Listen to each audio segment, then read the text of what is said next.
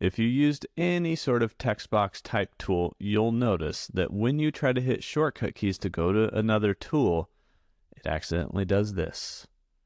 How many of you have typed a V or a T or some other shortcut key on accident somewhere in your document? Here in InDesign, especially when you're working on large documents with tons of copy, sometimes you have no idea where you put that V in that typo, and you've got to go hunt for it.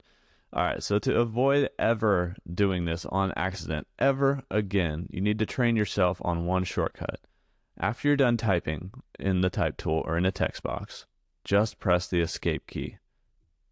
That will train you over time to never input an accidental letter in your text again. Now, this took me a while to really commit to my memory, because I was used to, before I knew the escape key, I was just used to going and clicking on something. But I promise you, you take 3 days to intentionally hit the escape key. Even if you scroll your mouse up here and you have that hovered, press escape instead of clicking, and you will definitely make that a habit.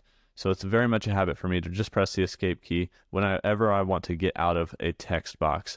And that escape key is how you get out of text box and how you exit the type tool here in Adobe InDesign.